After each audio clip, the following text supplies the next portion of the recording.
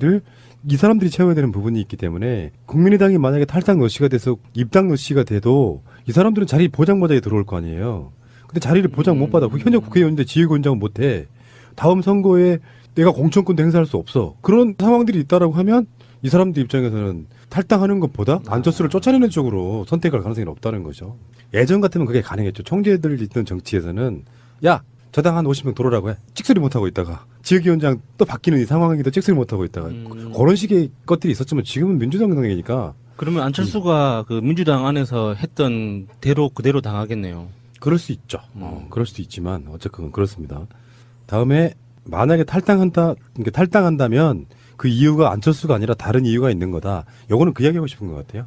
더불어민주당 그쪽에서의 어떤 꼬드김? 이렇게 표현하고 싶어 하는 것 같습니다. 그래서 안철수를 빌미로 떡볶이배 제사 지낸다고 안철수 꼴보기 싫어 죽겠는데 욕하면서 그것 때문에 나가는 것처럼 나가지만 그러니까 안철수 아닌 다른 이유가 아니라 안철수를 포함한 다른 이유가 있는 거죠. 속마음은 다른 이야기가 있는데 안철수 핑계 삼아 나가는 거다 껄 거다 이렇게 이야기하고 있는 거예요. 정말 밉상이네요. 이현주와 안철수는 정치적 일란성 쌍둥이 같습니다.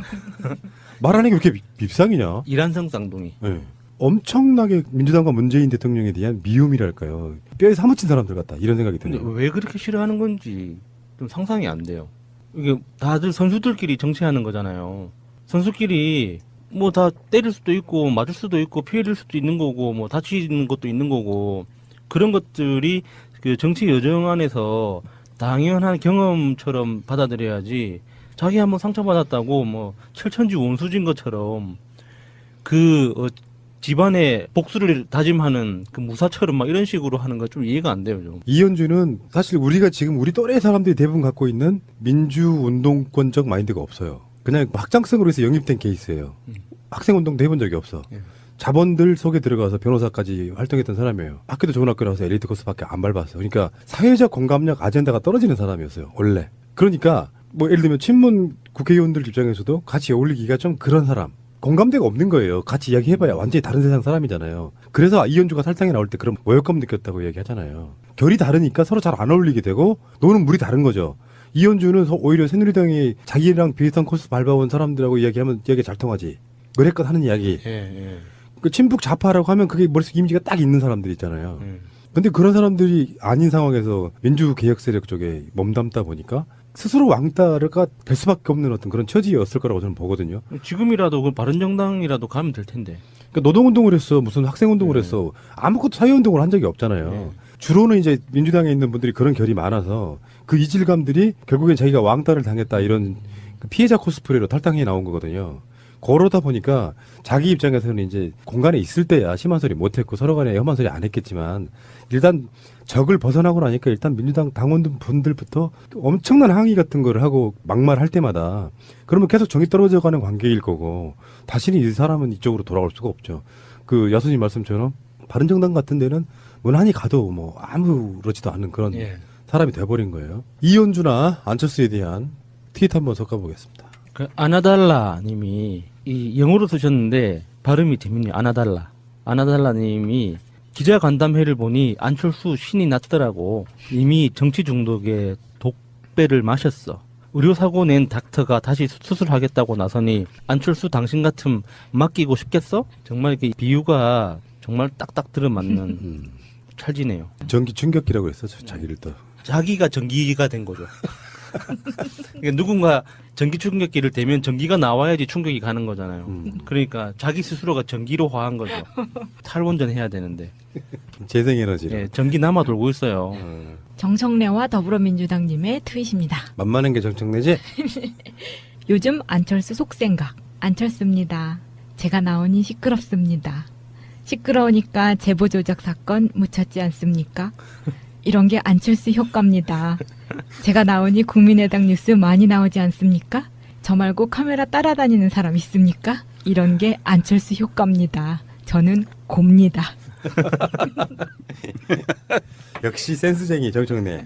그 최근에 연예계에서 낸시랭이 또 한번 사고를 쳤거든요. 그 같이 술 마시던 여자 연예인이 자기가 원하지 않는 사진을 찍었다고 몰래 사진을 찍었다고 경찰에 고발을 했다가 고발 취하를 하는 바람에 그냥 소지 있는 그런 사건이 있었는데 그걸 보면서 사람들이 낸시 랭의 관심병이 더 졌다. 이런 이야기를 했었거든요.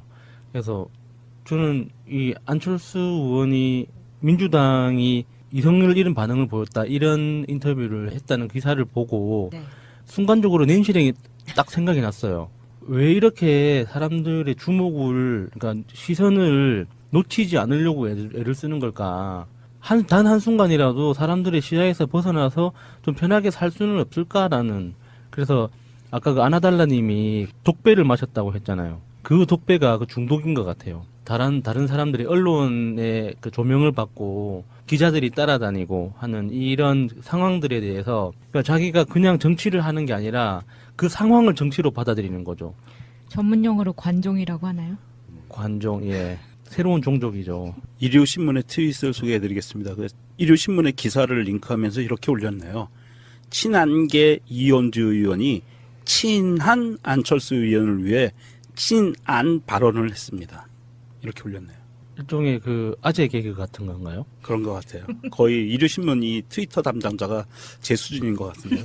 그 아재 개그를 생각하면 그 이명박 그 박근혜 시절에 그 국정원이 민간인 사찰했잖아요. 네.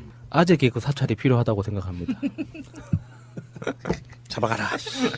이런 방송을 해보면서 느낀 건데 그런 거였어요. 아까 좀 전에도 제가 그런 비슷한 얘기 했지만 좋은 대학 나와서 좋은 직장 다니다가 정치하는 사람들 다는 아닐 거예요. 근데 일부는 거의 엘리트 의식이 정치랄까 국민들 속 마음속의 현상이랄까 이런 거 본질을 보지를 못해요. 겉으로 드러난 겉멋이라고 하잖아요. 그런 것들이 너무 많이 몸에 배어있는 사람, 대표적인 사람 안철수라고 보고요. 그 비슷한 결이 바로 이현주 아니겠습니까? 안철수도 이현주도 학교 동문인 거지. 그들만이 갖고 있는 그들 나름대로의 그 전혀 공감력 없는 행위들이 욕을 쳐 드시고 계시는 거죠. 자, 넘어가겠습니다. 자. 가습기 살균제 피해자분들 어제 청와대 피해자분들을 초대해서 간담회 비슷한 걸 하셨는데요. 이 피해자들은 굉장히 많습니다. 여러 가지 매체들 중에 사실상 우리가 최초로 가습기 피해자분들 예. 인터뷰를 했어요. 그거에 대해서 지적하고 고맙다고 하시는 분들이 많이 계시더라고요. 근데 그분들이 사실상 6년 동안의 투쟁 끝에 대통령으로부터 정부를 대표해서 사과를 받아낸 거죠. 박근혜 같은 사람들은 그런 사과를 할 수 있는 마인드는 아닐 거예요. 내가 뭐 내 손으로 한 것도 내 손으로 죽인 것도 아닌데 내가 왜 이런 거잖아요. 이게 좀 비슷한 결로 노무현 대통령이 제주도 가셔갖고 제주도에서 4.3 학살에 대한 예. 사과를 했죠. 이런 거예요. 예. 뭐. 이런 마인드. 뭐라 그랬습니까? 그간 정부가 가습기 살균제 피해를 예방하지 못했음은 물론 피해 발생 후에도 적극적으로 대처하지 못했다. 대통령으로서 정부를 대표해 가슴 깊이 사과의 말씀을 드린다고 하셨습니다. 예. 너무 당연한 건데 이렇게 정부가 책임지는 모습을 보여주는 것 자체가 너무 당연한 건데 이게 이렇게까지 오래 걸릴 일이 아니잖아요. 그리고 가습기 살균제 피해가 발생했던 그 배경들을 봤을 때 기업과 그 정부 행정부가 어떻게 결탁되어 있는지도 굉장히 심각하게 드러나는 문제들이어서 정부 수장으로서 이렇게 책임감 있는 모습을 보여주는 게 당연한 건데도 불구하고 이제야 이 사과를 받는 그 가족들도 이제 와서 무슨 위로가 되겠습니까마는 그래도 그 가족들이 그 추가적으로 요구하는 것도 다른 차원인 거잖아요. 이런 일이 더 발생하지 않도록 뭔가 다른 조치를 취해달라는 거기 때문에 변화가 있을 거라고 생각합니다. 근데 이게 가습기 살균제 이야기 다시 돌아가 보면은 가습기 살균제 피해자들 대부분 굉장히 많은 사람들이 어린 아이들이었어요. 예. 아기를 낳고 가습기를 들어주고 균이 있다고 하니 살균하겠다는 의미에서 가습기 살균제를 보충해서 가습기에다가 집어넣었단 말이에요. 근데 알고 봤더니 그게 폐를 상하게 하는 치명적인 독이었단 말이에요. 어린아이들한테는. 폐가 굳어버리는 거예요. 석화 딱딱하게 굳어갖고 폐의 기능을 못하게 되죠. 그러니까 어제 문재인 대통령 옆에 앉았던 임성준 군은 아예 뒤에 의자 뒤에 산소 호흡기 장비를 들고 와서 코에 네. 꽂고 네. 대화를 하는 것이거든요. 평생 그렇게 살아야 됩니다. 아예 어렸을 때 죽은 아이들도 많고요. 어른들 중에서 폐가 약하신 분들은 상당한 피해를 입으셨고요. 그리고 그 당시에 어린아이였던 친구들이 갑자기 폐가 굳어가면서 숨을 못 쉬는 상태가 되고 사실은 돌아가신 분들이 훨씬 많은 사건이에요. 살아있는 분들이 지금 초대받으신 거예요. 예, 그러니까 돌아가신 분들도 마음 아프지만 그 가습기를 틀어줬던 그 엄마 아빠들의 마음이 정말 상상할수록 너무 끔찍한 거예요. 이게 아무리 자기가 의도는 그게 아니었지만 결과적으로 좀 표현하려니까 너무 좀 끔찍해서 뭐라고 말을 못 하겠는데 그러니까 그런 정신적 피해를 생각하면 그 단순히 약품 하나 잘못됐다, 뭐 유통 과정에 문제가 있었다, 뭐 그 만든 기업이 나쁜 기업이다 이런 차원을 뛰어넘는 거거든요. 예전에 우리가 그 광우병 때문에 촛불 집회까지 하고 그 전 국민적 수준으로 이렇게 들고 일어났던 이유가 안전에 대한 정부 태도 때문이었잖아요. 그러니까 광우병이 우리나라에서 생겼다가 아니라 생길 수 있는 가능성에 대해서 정부 태도가 너무 안일했기 때문에 분노했던 건데 그렇지. 이것도 정말 똑같은 거거든요. 다를 거 하나도 없는 거예요. 그런데 예를 들어서 가습기 살균제 피해자들이 한 날 한시 한 곳에서 같이 죽었으면 우리가 다 분노했겠죠. 촛불 집회를 할 만큼 분노했겠죠. 근데 눈에 보이지 않는 곳에서 소리 없이 죽어갔기 때문에 우리 눈에 안 보이기 때문에 우리의 분노가 아직 부족하다고 생각하거든요. 맞습니다. 그리고 그 당시에 가습기 살균제로 돌아가신 걸 모르는 상태의 분들도 꽤 있을 거라고 예, 보는 예, 것까지 합치면은 그러니까 실태 파악이 사실상 불가능한 예, 정도의 맞아요. 어마어마한 예. 사건이죠. 거의 대부분의 국민들이 다 피해를 봤다고도 할 수 있어요. 이게 몰라서 그러는 게 맞는 건데. 저도 찌라시님- 썼어요. 저도. 네, 저도 썼거든요. 저 같은 경우에는 회사에 일부러 제가 신청을 해가지고 이런 게 나왔으니까 우리 이거 사달라 해가지고 특히 제 자리는 제가 또 욕심부려가지고 가습기를 3대를 설치해가지고 세 대로 빵빵하게 틀면서 있었거든요. 그래서 그걸 정말 제가 제일 많이 마셨다고 생각하면 정말 화가 나죠. 그 다녀오신 가족 대표분들의 인터뷰 중에서 가장 좀 가슴 아픈 부분이 있었어요. 대통령을 만난 그 자체가 위로가 됐다라고 말씀하신 부분이 있었거든요. 그러니까 이전 정부에서는 전혀 기대할 수 없었던 부분에 있어서 정부가 들어서자마자 만남 자체만으로도 위로가 됐다는. 그 일을 주로 하고 다니신 주도하신 대표님 있어요. 네. 저희 방송에도 인터뷰했던 분인데 처음에 이런 사건 알리려면요 어마어마한 노력이 필요해요. 하다못해 팟캐스트도 나가야 되고 어떤 매체라도 인터뷰하겠다 하면 다 달려갑니다. 예. 영국 옥시 본사에 뭐 들락날락하고 할 수 있는 모든 걸 다 해요. 근데 국민적 분노는 안 모아져. 세월호 사건처럼 한꺼번에 생긴 일이 아니기 때문에 한 곳에서 예. 그러다가 정권이 바뀌고 나서 대통령이 죄송하다고 청와대를 초청해서 면담을 해요. 감동스러울 수밖에 없다고 생각이 들고요. 우리도 제가 항상 하는 말 있잖아요. 세월호 사건 같은 경우에 박근혜가 그 미안함을 어떤 의도나 목적이 나쁜 의도나 목적이 없었다면 그 의도나 그 미안함을 꾸준히 세월호 유가족들에게 전달하는 것만으로 위안이 돼요. 네. 근데 박근혜는 어떤 방식이었어요? 한번 불러서 생쇼 한 번 한 뒤에 그 후로부터는 밟아버렸단 말이에요. 진압해버렸단 말이에요. 캡사이신 뿌리고 잡아가고 이렇게 예. 심지어는 국정원 시켜가지고 돈밖에 모르는 사람들로 나중에 말기쯤 가니까 뭐라 그러냐면 좌파 빨갱이 이런 얘기가 나왔으니까 그런 방식이었다고 보고 그건 잘못된 것이고요. 이번 면담에 그 우원식 더불어민주당 원내대표가 참석을 했는데 이 사건을 위해서 음으로 양으로 되게 많이 예, 도왔던 예. 국회의원이에요. 예. 원내대표 전부터. 그래서 이제 정치권에서 도와줬던 그래서 국회에서 무슨 청문회 같은 거라도 열리게끔 여러 가지 것들을 만들어준 사람이 바로 우원식 원내대표다. 근데 이 가습기 살균제의 정확한 이 회사 이름이 뭔지 아세요? 우리 되게 어렵잖아요. 처음에 무슨 옥시, 레킷, 벤키저 뭐 예, 이러잖아요. 제가 최근에 그 채용 시장을 좀 뒤지면서 예. 발견을 한 건데 이게 사명이 알비코리아라는 회사로 바뀌었어요. 아, 지금 현재요? 네. 그런데 이 알비코리아를 검색을 하면 전혀 나오지가 않아요. 그래서 제가 알비코리아 사이트를 들어갔더니 이게 많이 본 브랜드들인데 이게 왜 알비코리아로 넘어갔지? 하고 찾아보니까 이 회사가 옥시, 레킷, 벤키저였던 거예요. 그런데 여전히 그러니까 이 회사 자체가 이직률이 엄청 큰 거예요.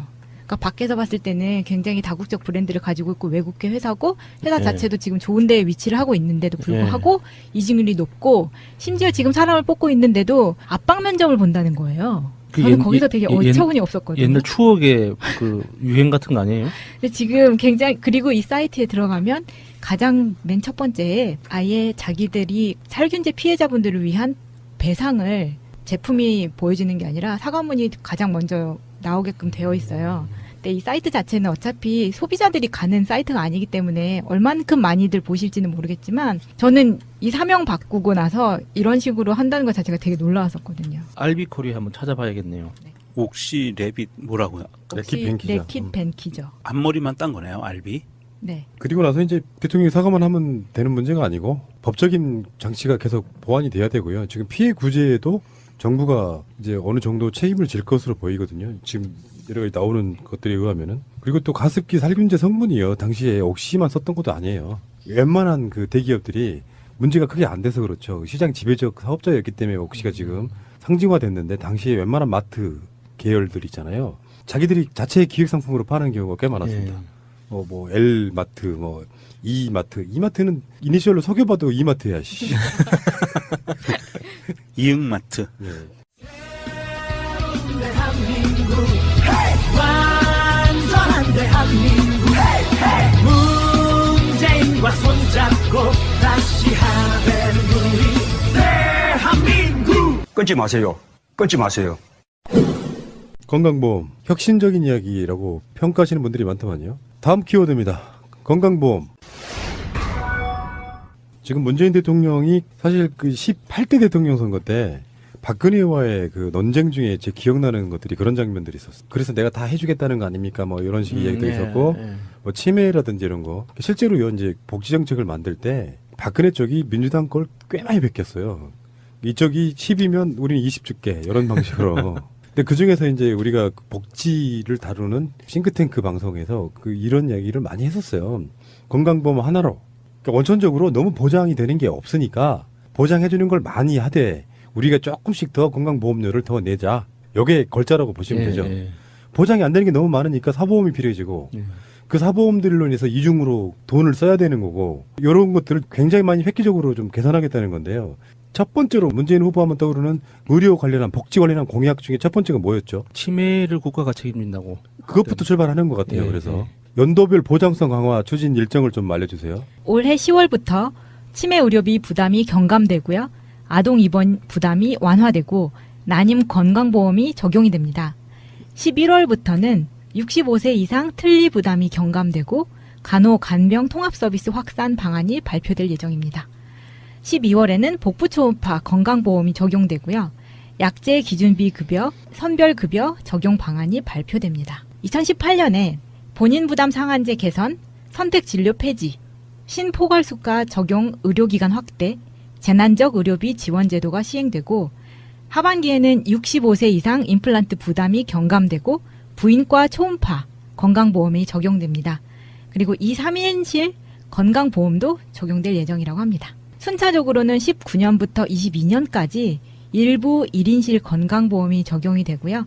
의학적 비급여 건강보험 적용, 간호간병 통합서비스 확대, 신포괄 대상기관 확대 예정입니다. 좀 더 디테일한 내용은 저기 복지국가 소사이어티 방송에서 다루실 테지만 예, 다루겠습니다. 정말 궁금합니다. 왜냐면은 저는 개인적으로 간병 경험이 많아요. 가족들이 그 아픈 경우가 있어가지고 그래서 그 간병을 하면서 정말 불합리하고 좀 이상하다, 좀 상식적이지 않다는 그런 상황들을 많이 부딪혔었거든요. 그러니까 마지막으로 간병한 게 좀 시간이 꽤 돼서 요즘도 그런지 모르겠는데 특수한 바늘이 있어요. 약간 이렇게 바늘이 휘일 수 있는 부드러운 바늘이 있는데 그거는 보호자가 사와야 돼요. 그리고 성인용 기저귀 그것도 그 보호자가 사서 제공을 해야 되고 생리대도 그 여자분들 생리대도 보호자가 사서 제공을 해야 되고 뭐 그렇게 보호자가 직접 사서 제공해야 되는 게 중간중간에 많아요. 그리고 약도 무슨 종이를 줍니다. 이거 약국 가서 사오라고. 병원에서 갖추고 있지 않기 때문에 그 보험이 안 돼서 그러면은 그 또 비싼 약이에요. 그러면 주변에 파는 약국도 없어. 그러면은 막 여기저기 수소문 해가지고 택시 타고 가서 막 사와서 줘달라고 막 그랬었거든요. 그러니까 그런 상황들이 나중에 이제 알고 보니까 건강보험 보장 범위 때문에 그런 현상이 생기는 거더라고요. 그리고 더 심각했던 건 그 간병이 우리는 당연한 거라고 생각하잖아요. 가족이 아프면 다른 가족이 밤새 지키면서 이렇게 심부름하고 하는 거를 당연하다고 생각했는데 사실은 그게 아니었던 거죠. 그게 다 간호 영역으로 포함돼야 되는데 이 간호 인력을 줄이려고 하다 보니까 무심결에 그냥 은근슬쩍 문화적으로 어떤 가족 책임으로 넘기면서 그 간병을 또 하나의 어떤 노동으로 만들어버린 거죠. 그래서 이게 이번에 보장성 확대 이 내용 쭉 보면서 뭔가 실질적인 변화가 있을 거라는 생각이 들어요. 그 이거는 이제 현장에서도. 이것을 좀 기대 안 했던 분들한테는 혁명적인 변화라고 얘기하는 게 굉장히 큰 거죠. 저는 깜짝 놀란 게 그 비급여 항목이 약 3,800개 정도였다고 하니까 그중에 이제 지금 사실상 이렇게 보시면 되겠네요. 2022년 문재인 대통령 임기 말까지요. 미용, 성형 관련한 의료 행위를 제외한 모든 것들이 급여가 된다 이렇게 보시면 되죠. 살짝 아깝긴 하네요. 성형도요. 예를 들어서 치료 목적이라면 될 가능성이 있어요. 네. 그 화상 같은 걸 통해 갖고 예. 얼굴을 다시 복구해야 되는 이런 분들 같은 경우는 급여가 될 걸로 보고요. 이게 사실 우리가 미국의 입장에서 미국의 정책들을 보면 뭐 오바마 케어, 트럼프 케어 이런 얘기를 했잖아요. 사실 이거는 그거를 한 10배는 넘어서는 문재인 케어라고 불러줘야 돼요. 지금 이미 그 용어가 나오고 있어요. 예. 문재인 케어. 예, 문재인 케어라고 불러줘야 되고 이것은 정말 트럼프가 와서 문재인 대통령한테 한 일주일 동안 좀 사사를 받고 가야 돼요. 미국 애들도 좀 이거 배워야 되고요. 이 복지 국가로 가는 그 가장 그 중요한 핵심이 되는 카테고리거든요. 의료비 부담을 경감을 시키고 국민들이 아플 때 돈 걱정하지 않고 치료받을 수 있다는 거 굉장히 중요한 겁니다.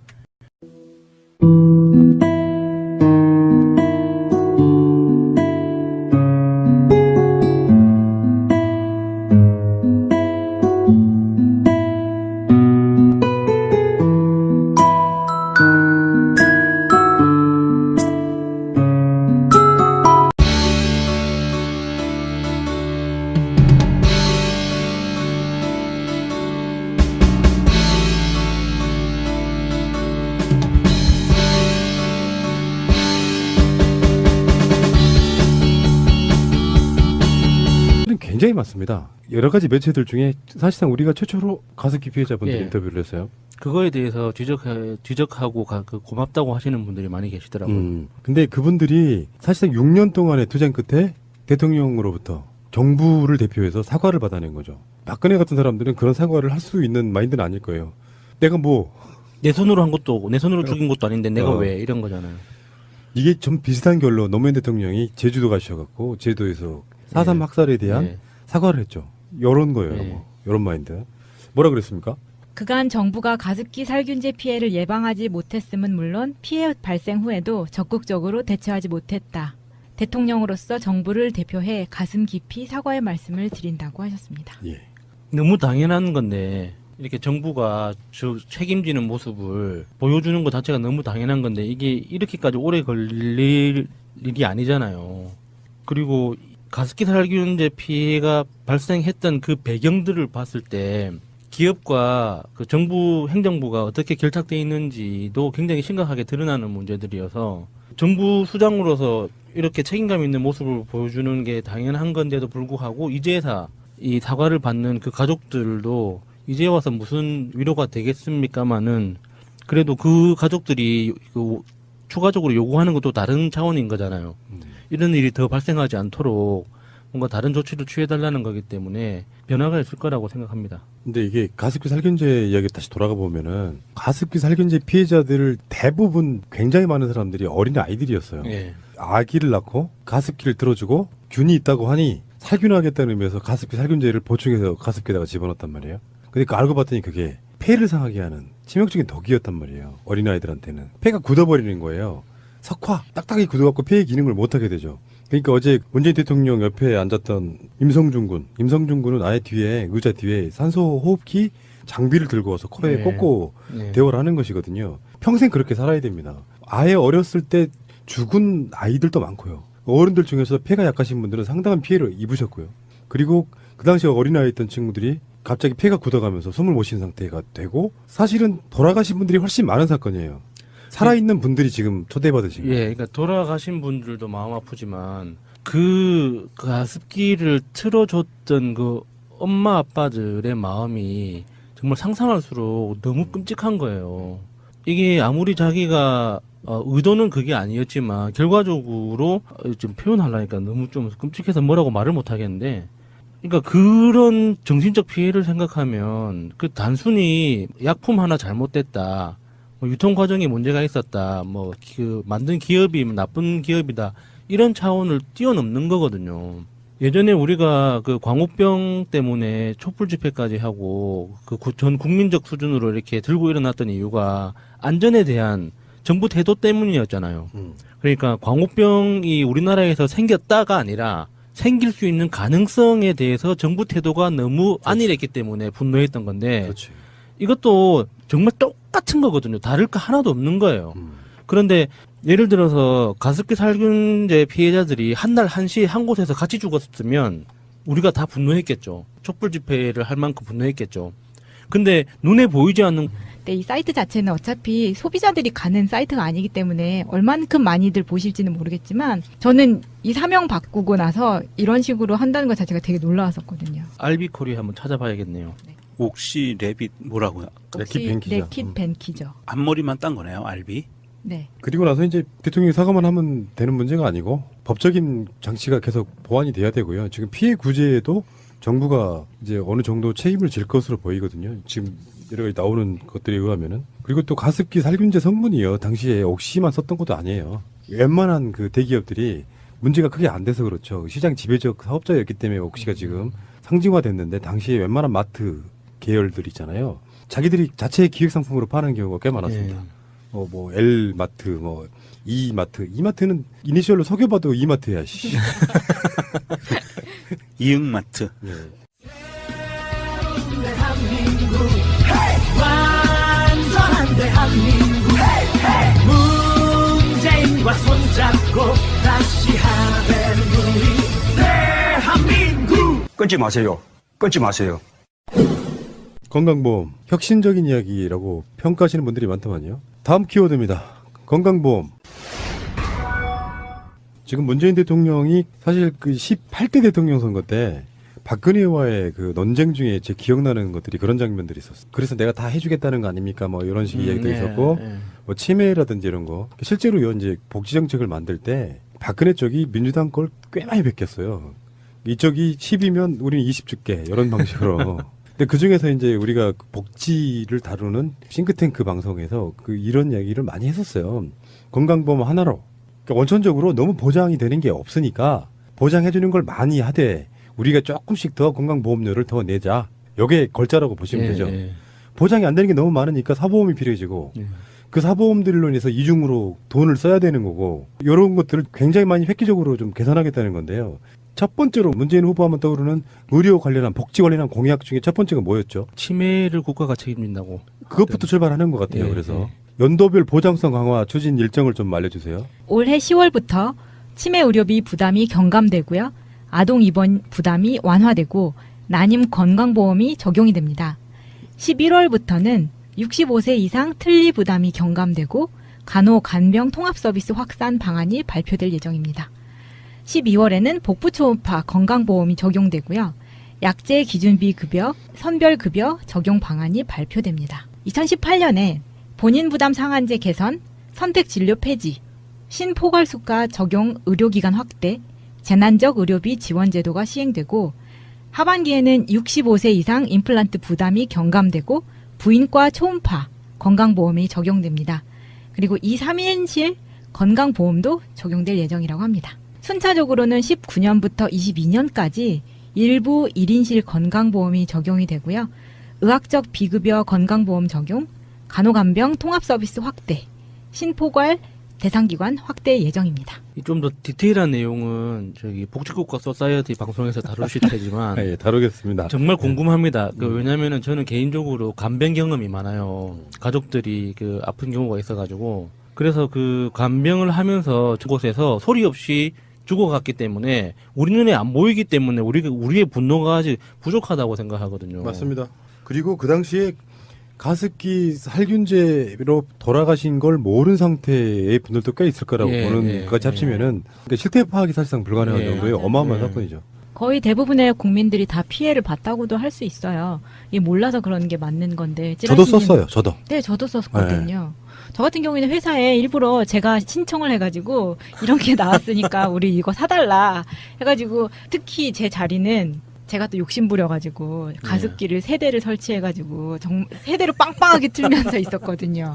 그걸 정말 제가 제일 많이 마셨다고 생각하면 정말 화가 나죠. 그 다녀오신 가족 대표분들의 인터뷰 중에서 가장 좀 가슴 아픈 부분이 있었어요. 대통령을 만난 그 자체가 위로가 됐다라고 말씀하신 부분이 있었거든요. 그러니까 이전 정부에서는 전혀 기대할 수 없었던 부분에 있어서 정부가 들어서자마자 만남 자체만으로도 위로가 됐다는. 그 일을 주로 하고 다니신 주도하신 대표님 있어요. 네. 저희 방송에도 인터뷰했던 분인데 처음에 이런 사건 알리려면요 어마어마한 노력이 필요해요. 하다못해 팟캐스트도 나가야 되고 어떤 매체라도 인터뷰하겠다 하면 다 달려갑니다. 영국 옥시 본사에 뭐 들락날락하고 할 수 있는 모든 걸 다 해요. 근데 국민적 분노는 안 모아져. 세월호 사건처럼 한꺼번에 생긴 일이 아니기 때문에 한 곳에서. 예. 그러다가 정권이 바뀌고 나서 대통령이 죄송하다고 청와대를 초청해서 면담을 해요. 감동스러울 수밖에 없다고 생각이 들고요. 우리도 제가 항상 하는 말 있잖아요. 세월호 사건 같은 경우에 박근혜가 그 미안함을 어떤 의도나 목적이 나쁜 의도나 목적이 없었다면 그 의도나 그 미안함을 꾸준히 세월호 유가족들에게 전달하는 것만으로 위안이 돼요. 네. 근데 박근혜는 어떤 방식이었어요? 한번 불러서 생쇼 한 번 한 뒤에 그 후로부터는 밟아버렸단 말이에요. 진압해버렸단 말이에요. 캡사이신 뿌리고 잡아가고 이렇게 예. 심지어는 국정원 시켜가지고 돈밖에 모르는 사람들로 나중에 말기쯤 가니까 뭐라 그랬냐면 좌파 빨갱이 이런 얘기가 나왔으니까 그런 방식이었다고 보고 그건 잘못된 것이고요. 이번 면담에 그 우원식 더불어민주당 원내대표가 참석을 했는데 이 사건을 위해서 음으로 양으로 되게 많이 예, 도왔던 예. 국회의원이에요. 예. 원내대표 전부터. 그래서 이제 정치권에서 도와줬던 그래서 국회에서 무슨 청문회 같은 거라도 열리게끔 여러 가지 것들을 만들어준 사람이 바로 우원식 원내대표다. 근데 이 가습기 살균제의 정확한 이 회사 이름이 뭔지 아세요? 우리 되게 어렵잖아요. 처음에 무슨 옥시, 레킷, 벤키저 뭐 예, 이러잖아요. 예, 제가 최근에 그 채용 시장을 좀 뒤지면서 예. 발견을 한 건데 이게 사명이 알비코리아라는 회사로 바뀌었어요. 아, 지금 현재요? 네. 그런데 이 알비코리아를 검색을 하면 전혀 나오지가 않아요. 그래서 제가 알비코리아 사이트를 들어갔더니 이게 많이 본 브랜드들인데 이게 왜 알비코리아로 넘어갔지? 하고 찾아보니까 이 회사가 옥시, 레킷, 벤키저였던 거예요. 그런데 여전히 그러니까 이 회사 자체가 이직률이 엄청 큰 거예요. 그러니까 밖에서 봤을 때는 굉장히 다국적 브랜드를 가지고 있고 외국계 회사고 회사 네. 자체도 지금 좋은 데에 위치를 하고 있는데도 불구하고 이직률이 높고 심지어 지금 사람을 뽑고 있는데도 압박 면접을 본다는 거예요. 그 저는 옛- 거기서 되게 옛- 어처구니 없었거든요. 옛날 추억의 그 유행 같은 거 아니에요? 근데 지금 굉장히 그리고 이 사이트에 들어가면 가장 맨 첫 번째에 아예 자기들이 살균제 피해자분들을 위한 배상을 제품이 보여지는 게 아니라 사과문이 가장 먼저 나오게끔 되어 있어요. 이 사람들이 채워야 되는 부분이 있기 때문에 국민의당이 만약에 탈당 노시가 돼서 입당 노시가 돼도 이 사람들은 자리 보장받아야 들어올 거 아니에요. 근데 자리를 보장 못 받아. 현역 국회의원인데 지휘권장은 못 해. 다음 선거에 내가 공천권도 행사할 수 없어. 그런 상황들이 있다라고 하면 이 사람들 입장에서는 탈당하는 것보다 안철수를 쫓아내는 쪽으로 선택할 가능성이 높다는 거죠. 예전 같으면 그게 가능했죠. 총재들 있던 정치에서는 야, 저당 한 50명 들어오라고 해. 찍소리 못하고 있다가 지역위원장 또 바뀌는 이 상황에도 찍소리 못하고 있다가 그런 식의 것들이 있었지만 지금은 민주당 당이니까 그러면 안철수가 그 민주당 안에서 했던 대로 그대로 당하겠네요. 그럴 수 있죠. 그럴 수도 있지만 어쨌건 그렇습니다. 다음에 만약에 탈당한다면 그 이유가 안철수가 아니라 다른 이유가 있는 거다. 요거는 그 이야기하고 싶은 것 같아요. 더불어민주당 그쪽에서의 어떤 꼬드김 이렇게 표현하고 싶어하는 것 같습니다. 그래서 안철수를 빌미로 떡볶이배 제사 지낸다고 안철수 꼴보기 싫어 죽겠는데 욕하면서 그것 때문에 나가는 것처럼 나가지만 그러니까 안철수 아닌 다른 이유가 아니라 음. 안철수를 포함한 다른 이유가 있는 거죠. 속마음은 다른 이야기가 있는데 안철수 핑계 삼아 나가는 거다 걸 거다 이렇게 이야기하고 있는 거예요. 정말 밉상이네요. 이현주와 안철수는 정치적 일란성 쌍둥이 같습니다. 말하는 게 왜 이렇게 밉상이냐? 이란성 쌍둥이. 네.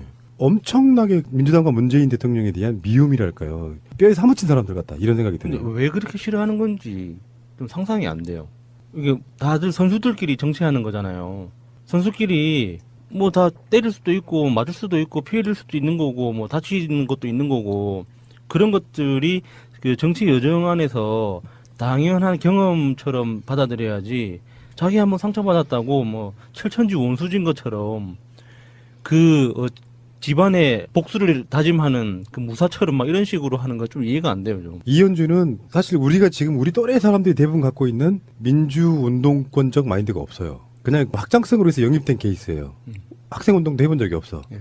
자본들 속에 들어가서 변호사까지 활동했던 사람이에요. 학교도 좋은 학교 나와서 엘리트 코스밖에 안 밟았어요. 그러니까 사회적 공감력 아젠다가 떨어지는 사람이었어요. 원래. 그러니까 뭐 예를 들면 친문 국회의원들 입장에서도 같이 어울리기가 좀 그런 사람. 공감대가 없는 거예요. 같이 이야기해봐야 완전히 다른 세상 사람이잖아요. 그래서 이현주가 탈당에 나올 때 그런 모욕감 느꼈다고 이야기하잖아요. 결이 다르니까 서로 잘 안 어울리게 되고 노는 물이 다른 거죠. 이현주는 오히려 새누리당이 자기랑 비슷한 코스 밟아온 사람들하고 이야기하면 이야기 잘 통하지. 머리껏 하는 이야기. 예. 그 친북 좌파라고 하면 그게 머릿속 이미지가 딱 있는 사람들 있잖아요. 예. 근데 그런 사람들이 아닌 상황에서 민주개혁 세력 쪽에 몸담다 보니까 스스로 왕따가 될 수밖에 없는 어떤 그런 처지였을 거라고 저는 보거든요. 지금이라도 그 바른정당이라도 가면 될 텐데. 그러니까 노동운동을 했어, 무슨 학생운동을 했어, 아무것도 사회운동을 한 적이 없잖아요. 주로는 이제 민주당에 있는 분들이 그런 결이 많아서 그 이질감들이 결국엔 자기가 왕따를 당했다 이런 그 피해자 코스프레로 탈당해 나온 거거든요. 그러다 보니까 자기 입장에서는 이제 공간에 있을 때야 심한 소리 못했고 서로 간에 험한 소리 안 했겠지만 일단 적을 벗어나고 나니까 일단 민주당 당원분들부터 엄청난 항의 같은 거를 하고 막말할 때마다 그러면 계속 정이 떨어져 가는 관계일 거고 다시는 이 사람은 이쪽으로 돌아올 수가 없죠. 그 야수님 말씀처럼 바른정당 같은 데는 무난히 가도 뭐 아무렇지도 않은 그런 사람이 돼버린 거예요. 이현주나 안철수에 대한 트윗 한번 섞어보겠습니다. 그 아나달라 님이 이 영어로 쓰셨는데 발음이 재밌네요. 아나달라. 아나달라 님이 기자간담회를 보니 안철수 신이 났더라고. 이미 정치 중독에 독배를 마셨어. 의료사고 낸 닥터가 다시 수술하겠다고 나서니 안철수 당신 같음 맡기고 싶겠어? 정말 이렇게 비유가 정말 딱딱 들어맞는 찰지네요. 전기 충격기라고 했어, 자기를 또. 자기가 전기가 된 거죠. 그러니까 누군가 전기 충격기를 대면 전기가 나와야지 충격이 가는 거잖아요. 그러니까 자기 스스로가 전기로 화한 거죠. 탈원전 해야 되는데. 재생에너지로. 예, 전기 남아 돌고 있어요. 정청래와 더불어민주당님의 트윗입니다. 만만한 게 정청래지? 요즘 안철수 속생각. 안철수입니다. 제가 나오니 시끄럽습니다. 시끄러우니까 제보 조작 사건 묻혔지 않습니까? 이런 게 안철수 효과입니다. 제가 나오니 국민의당 뉴스 많이 나오지 않습니까? 저 말고 카메라 따라다니는 사람 있습니까? 이런 게 안철수 효과입니다. 저는 곱니다. 역시 센스쟁이 정청래. 그 최근에 연예계에서 낸시랭이 또 한번 사고를 쳤거든요. 그 같이 술 마시던 여자 연예인이 자기가 원하지 않는 사진을 찍었다고 몰래 사진을 찍었다고 경찰에 고발을 했다가 고발 취하를 하는 바람에 그냥 소지 있는 그런 사건이 있었는데 그걸 보면서 사람들이 낸시랭의 관심병이 더 졌다 이런 이야기를 했었거든요. 그래서 저는 이 안철수 의원이 민주당이 이성을 잃은 반응을 보였다 이런 인터뷰를 했다는 기사를 보고 순간적으로 낸시랭이 딱 생각이 났어요. 왜 이렇게 사람들의 주목을 그러니까 시선을 놓치지 않으려고 애를 쓰는 걸까? 단 한순간이라도 사람들의 시야에서 벗어나서 좀 편하게 살 수는 없을까라는. 그래서 아까 그 아나달라님이 독배를 마셨다고 했잖아요. 그 독배가 그 중독인 것 같아요. 다른 사람들이 언론의 그 조명을 받고 기자들이 따라다니고 하는 이런 상황들에 대해서 그러니까 자기가 그냥 정치를 하는 게 아니라 그 상황을 정치로 받아들이는 거죠. 전문 용어로 관종이라고 하나요? 관종, 예. 새로운 종족이죠. 일요신문의 트윗을 소개해드리겠습니다. 일요신문의 기사를 링크하면서 이렇게 올렸네요. 친한계 이현주 의원이 친한 안철수 의원을 위해 친안 발언을 했습니다. 이렇게 올렸네요. 일종의 그 아재 개그 같은 건가요? 그런 것 같아요. 거의 일요신문 이 트위터 담당자가 제 수준인 것 같은데요. 그 아재 개그를 생각하면 그 이명박 그 박근혜 시절에 그 국정원이 민간인 사찰했잖아요. 아재 개그 사찰이 필요하다고 생각합니다. 잡아가라. 이런 방송을 해보면서 느낀 건데 그런 거였어요. 아까 좀 전에도 제가 그런 비슷한 이야기 했지만 좋은 대학 나와서 좋은 직장 다니다가 정치하는 사람들 다는 아닐 거예요. 근데 일부는 거의 엘리트 의식이 정치랄까 국민들 속 마음속의 현상이랄까 이런 거 본질을 보지를 못해요. 겉으로 드러난 겉멋이라고 하잖아요. 그런 것들이 너무 많이 몸에 배어있는 사람, 대표적인 사람 안철수라고 보고요. 그 비슷한 결이 바로 이현주 아니겠습니까? 안철수도 이현주도 학교 동문인 거지. 그들만이 갖고 있는 그들 나름대로의 그 전혀 공감력 없는 행위들이 욕을 쳐 드시고 계시는 거죠. 자, 넘어가겠습니다. 자. 가습기 살균제 피해자분들 어제 청와대 피해자분들을 초대해서 간담회 비슷한 걸 하셨는데요. 이 피해자들